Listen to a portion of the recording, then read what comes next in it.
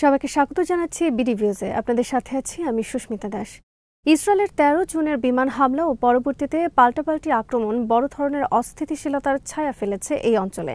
বিশেষ করে পাকিস্তান এই সামরিক সংঘাত নিয়ে অনেক বেশি উদ্বিগ্ন, কারণ এই সংঘাত পাকিস্তানের জাতীয় নিরাপত্তার ক্ষেত্রে ও কূটনৈতিক অবস্থানে কী ধরনের প্রভাব ফেলবে তা যথেষ্ট ভাবিয়ে তুলেছে দেশটির নীতি নির্ধারকদেরকে।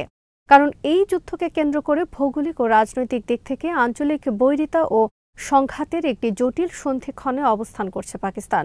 দেশটি ইতিমধ্যেই ইরানে ইসরায়েলের হামলার তীব্র নিন্দা জানিয়ে একাধিক বিবৃতিতে বলেছে, এই হামলা আন্তর্জাতিক আইনের সুস্পষ্ট লঙ্ঘন। চলমান সামরিক সংঘাতে ইরানে বড় ধরনের অস্থিরতা দেখা দিলে তা পাকিস্তানের জন্য সরাসরি নিরাপত্তা হুমকি সৃষ্টি করতে পারে। বিস্তারিত থাকছে মোতালেব জামালির প্রতিবেদনে।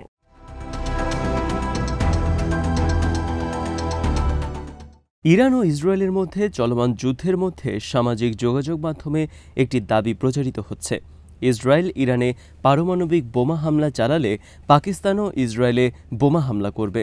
এই দাবি অস্বীকার করেছে পাকিস্তানের পররাষ্ট্রমন্ত্রী ইসহাক দার পার্লামেন্টে বক্তব্য দেওয়ার সময় ভাইরাল বিবৃতিটিকে অত্যন্ত দায়িত্বজ্ঞানহীন এবং সম্পূর্ণ মিথ্যা বলে অভিহিত করেন। তিনি বলেন, এটি সম্পূর্ণ ভিত্তিহীন।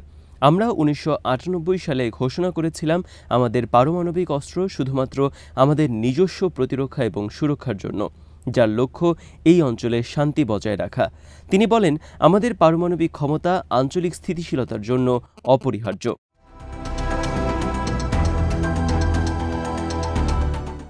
ইরান ইসরায়েল সংঘাতের কারণে আঞ্চলিক আকাশপথ ও বাণিজ্য রুটগুলোর স্বাভাবিক কার্যক্রম ব্যাহত হচ্ছে। এর ফলে আন্তর্জাতিক ভ্রমণের ক্ষেত্রেও তা বিরূপ প্রভাব ফেলছে। জ্বালানি তেলের স্বাভাবিক সরবরাহ বাধাগ্রস্ত হওয়ায় আন্তর্জাতিক বাজারে এরই মধ্যেই বেড়েছে তেলের দাম। এই পরিস্থিতিতে তেল আমদানি নির্ভর দেশ হিসেবে পাকিস্তান মূল্যস্ফীতি নিয়ন্ত্রণ ও অর্থনৈতিক স্থিতিশীলতা বজায় রাখার চ্যালেঞ্জ মোকাবেলা করছে।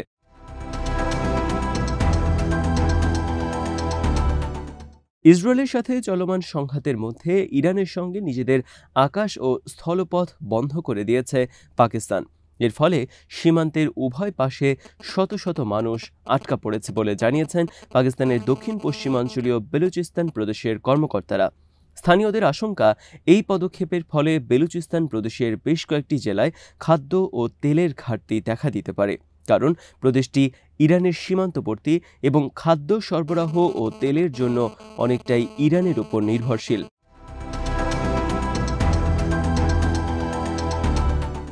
পাকিস্তানের সাথে ইরানের সংযোগকারী বেশ কয়েকটি স্থলপথ রয়েছে, যার মধ্যে সবচেয়ে উল্লেখযোগ্য হল চাঘি জেলার তাফতান সীমান্ত ক্রসিং এবং বেলুচিস্তানের গোয়াদর জেলার গাবত রিমদান সীমান্ত।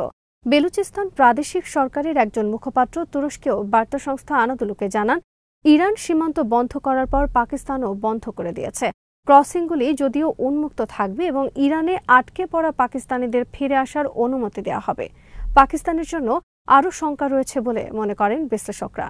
ভারত ও ইসরায়েলের মধ্যেকার ঘনিষ্ঠ সম্পর্কের কথা কারোরই অজানা নয়। পাকিস্তান ভারতের মধ্যে সাম্প্রতিক যুদ্ধে ইসরায়েল ড্রোন, অস্ত্র ও সামরিক সরঞ্জাম দিয়ে সহায়তা করেছে ভারতকে। পাকিস্তান এখনও পর্যন্ত স্বীকৃতি দেয়নি ইসরায়েলকে এবং দুই দেশের মধ্যে সম্পর্কও ভালো নয়। এই পরিস্থিতিতে ইরানে ইসরায়েলি হামলা পাকিস্তানের জন্য সুস্পষ্টভাবে একটি নিরাপত্তা হুমকি বলে মনে করছেন পাকিস্তানের সাবেক রাষ্ট্রদূত, দেশটির সিনিয়র পররাষ্ট্রনীতি বিশ্লেষক মনসুর আহমদ খান।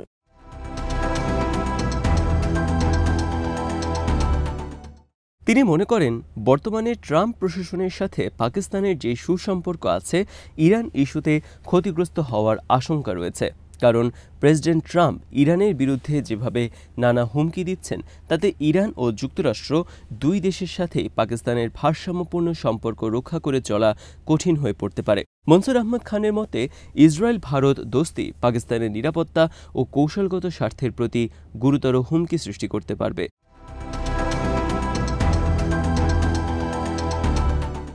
আঞ্চলিক আধিপত্য বজায় রাখার জন্য ইসরায়েলের মতো একই ধরনের নীতি অনুসরণ করছে ভারত।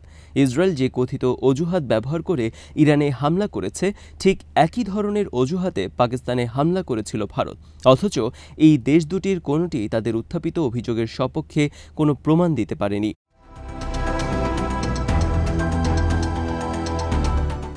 মনসুর আহমদ খান সতর্ক করে দিয়ে বলেন, ইরান ও ইসরায়েলের মধ্যে চলমান সংঘাতের সুযোগকে কাজে লাগিয়ে ভারত আবারও যে কোনো সময় পাকিস্তানে হামলা করতে পারে। সাবেক এই কূটনীতিক আঞ্চলিক কূটনীতির ক্ষেত্রে পাকিস্তানকে আরও দূরদৃষ্টি সম্পন্ন হয়ে কাজ করার পরামর্শ দেন। তার মতে, তুরস্ক, কাতার, সৌদি আরব, আরব আমিরাত ও মধ্য এশিয়ার দেশগুলোকে নিয়ে জোট গড়ে সম্মিলিত কূটনৈতিক প্রচেষ্টা চালানোর মাধ্যমে ইরানের সাথে পশ্চিমাদের বিরোধ কমিয়ে আনা সম্ভব।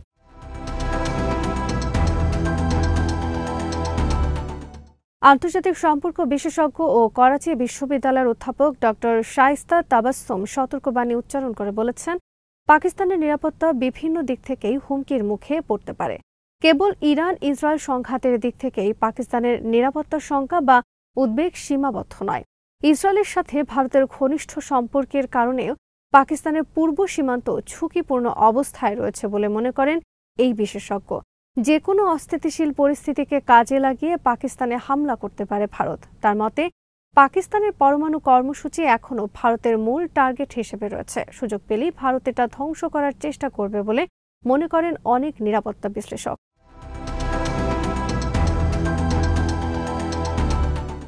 যুদ্ধ থেকে বাঁচতে ইরান থেকে লোকজন সীমান্ত পেরিয়ে পাকিস্তানে প্রবেশ করারও আশঙ্কা রয়েছে। সোভিয়েত আফগান যুদ্ধ থেকে শুরু করে 2021 সালে তালেবান ক্ষমতায় আসার পর পর্যন্ত পাকিস্তানে লাখ লাখ আফগান শরণার্থী আশ্রয় নেয়। বিশ্লেষকদের মতে, ইসরায়েলের সাথে চলমান যুদ্ধে ইরান সীমান্তেও যদি একই পরিস্থিতি সৃষ্টি হয়, তাহলে আবারও পাকিস্তানে শরণার্থীর ঢল নামতে পারে। এজন্যই ইরানের সাথে সীমান্ত বন্ধ করে দেওয়া হয়েছে।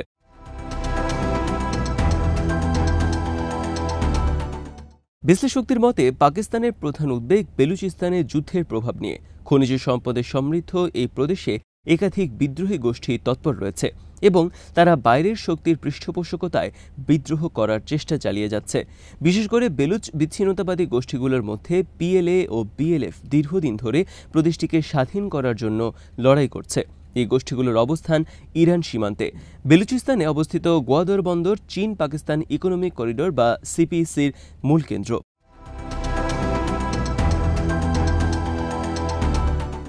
এই প্রকল্পে কর্মরত চীনা প্রকৌশলী ও অন্যান্য কর্মীদের উপর মাঝে মাঝেই হামলা করে।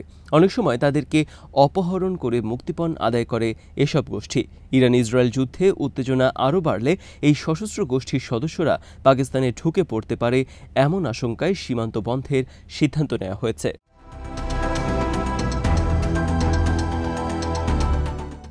ইসলামাবাদ ভিত্তিক নিরাপত্তা বিশ্লেষক ইহসানুল্লাহ মেহসুদ বলেন, পাকিস্তান অতীতে আফগান যুদ্ধসহ বিভিন্ন সময় যুক্তরাষ্ট্রের পক্ষে থেকেছে, কিন্তু এবার তারা ইরান ও যুক্তরাষ্ট্রের মধ্যে কার সাথে সম্পর্ক রাখবে তা নিয়ে দ্বিধান্বিত। কারণ হিসেবে তিনি বলেন, পাকিস্তানের 25 কোটি জনগোষ্ঠীর অন্তত 15% শিয়া। তাই শিয়া জনগোষ্ঠী অধ্যুষিত ইরানের বিরুদ্ধে খোলামেলা অবস্থান নেওয়া হলে তা পাকিস্তানের ধর্মীয় অস্থিরতা বাড়াতে পারে। আবার যুক্তরাষ্ট্রের বিরুদ্ধে অবস্থান নেওয়াও পাকিস্তানের জন্য মারাত্মক ঝুঁকি তৈরি করবে। সামগ্রিক এই পরিস্থিতির মধ্যেই পাকিস্তানের সেনাপ্রধান ফিল্ড মার্শাল আসিম মুনিরকে হোয়াইট হাউসে আমন্ত্রণ জানান প্রেসিডেন্ট ট্রাম্প। তারা একসাথে মধ্যাহ্ন ভোজের পর বৈঠক করেন। তাদের এই বৈঠকে সাংবাদিকদের প্রবেশ করতে দেওয়া হয়নি।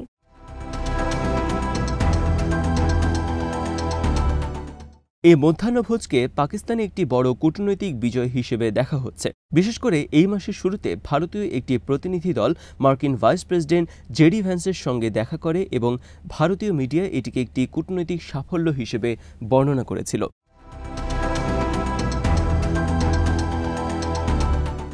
পাকিস্তানি প্রতিনিধি দলের অনুরূপ বৈঠক নিশ্চিত করতে আপাত অক্ষমতার সাথে তুলনা করেছিল। হোয়াইট হাউসে মনিরের আমন্ত্রণকে এখন ইসলামাবাদের কর্মকর্তারা ভারতীয় মিডিয়ার সেই বর্ণনার একটি কূটনৈতিক প্রতিবিম্ব হিসেবে উপস্থাপন করছেন। গত মাসে ভারতের সঙ্গে বিমান যুদ্ধের পরপর দুই দেশের মধ্যে চলমান কূটনৈতিক প্রতিযোগিতায় পাকিস্তানের জন্য এই বৈঠক একটি উল্লেখযোগ্য সাফল্যের প্রতীক হিসেবে দেখা হচ্ছে পাকিস্তানে।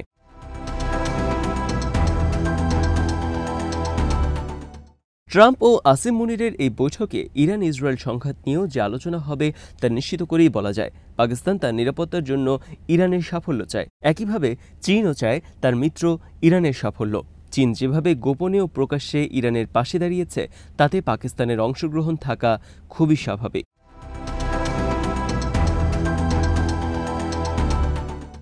আজ এখানেই শেষ করছি। সবাই ভালো থাকুন, সুস্থ থাকুন আর দেখতে থাকুন বিডি ভিউজ।